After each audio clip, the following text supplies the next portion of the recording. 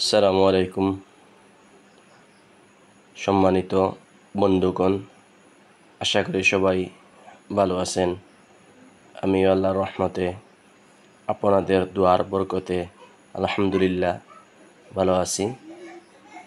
আজ একটি বিষয় নিয়ে আপনাদের সাথে আলোচনা করব। আলোচনাটি হচ্ছে, আমরা বিভিন্ন নববর্ষ উদযাপন করে থাকি। তার মধ্যে আমাদের সমাজে বেশিরভাগই বাংলা এবং ইংরেজি নববর্ষের আয়োজন করে থাকি, কিন্তু অনেকেই আমরা ভুলে যাই আরবি নববর্ষটা। আমি আজ আরবি নববর্ষ নিয়ে দু একটি কথা আপনাদের সাথে আলোচনা করছি। বর্তমানে যে মাস যাচ্ছে সেটি আরবি বছরের প্রথম মাস। এই মাস হচ্ছে মুহররম মাস এবং 1447 হিজরি। আমরা সবাই জানি এই মাসে অনেক ঘটনা ঘটেছে। আগামীতে ইয়াউমুল আশুরা সামনে। আরবি নববর্ষ সনটি কে প্রণয়ন করেছেন আমরা অনেকেই জানি যে আরবি সালটি শুরু করেছিলেন আমাদের ইসলামের দ্বিতীয় খলিফা হযরত উমর রাদিয়াল্লাহু আনহু, এবং তিনি হযরত মুহাম্মদ সাল্লাল্লাহু আলাইহি সাল্লাম পবিত্র মক্কা ভূমি থেকে মদিনায় হিজরতের ঘটনাকে স্মরণ করে রাখার জন্য এই সনটি প্রণয়ন করেছিলেন। আমরা অনেকেই জানি আমাদের নবী হযরত মুহাম্মদ সাল্লাল্লাহু আলাইহি সাল্লাম পবিত্র মক্কা নগরী থেকে যখন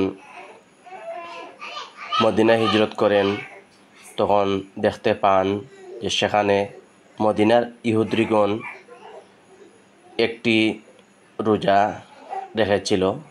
তখন তাদেরকে জিজ্ঞেস করা হলো যে তোমরা কিসের রোজা রাখছো? তখন তারা উত্তর দিয়েছিল যে আমরা আশুরার রোজা রাখছি, কারণ এদিন অনেক বড়, এদিনের তাৎপর্য অনেক বেশি, ফজিলত অনেক বেশি।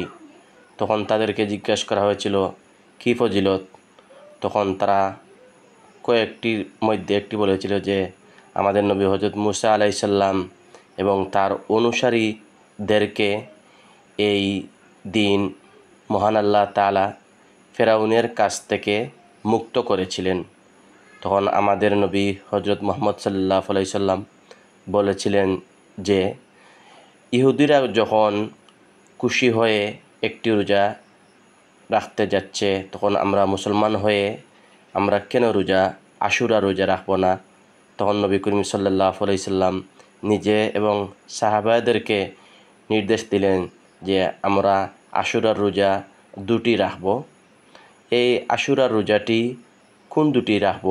আমরা আশুরার মুহররমের 9 অথবা 10 অথবা 10 এবং 11ই মুহররম আমরা চেষ্টা করব যারা পারি আশুরার রোজা রাখতে।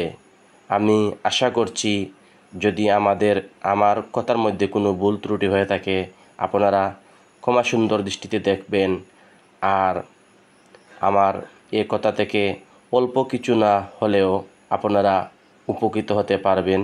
আসসালামু আলাইকুম।